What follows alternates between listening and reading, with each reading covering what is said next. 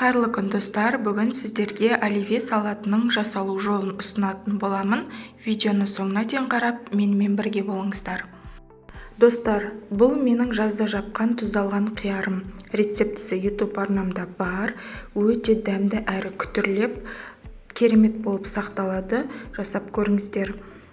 Енді осы тұздалған қиярымызды жіңішкелеп 4 бұрыштап турайтын боламыз.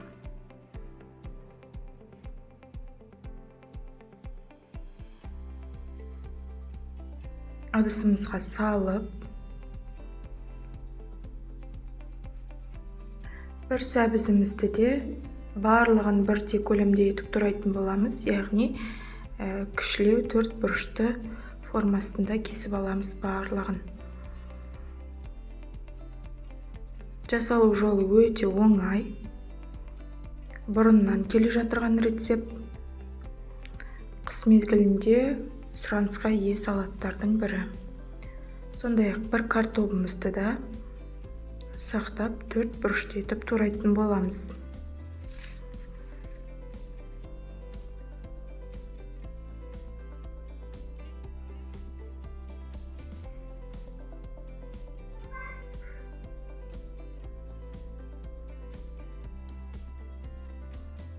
Ыдысымызға салып аламыз.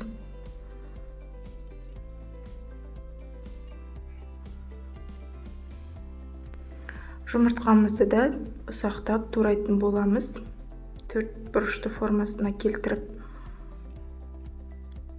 Классикалық үлгідегі бұл оливье ертеден келе жатыр. Өте дәмді салаттардың бірі. Колбасамызды тураймыз. Бұл жерде мен мұсылманский колбасаны пайдаландым. Өзіңізге ұнаған колбасаны пайдалансаңыздар да болады.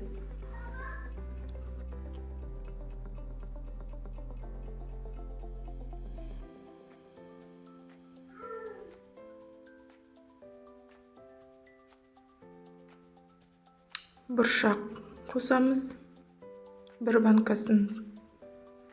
Енді үстіне майонезімізді салып араластыратын боламыз. Тұз қосудың қажеті жоқ. Егерде тұзды болғанын қаласаңыздар, шамалы қосуыңызға болады. Мен бұл жерде қоспаймын. Жаңа тұздалған қиярымызды көбірек қосамын. Сол кезде тұзды қажет етпейтін болады. Өте дәмді салатымыз дайын болды.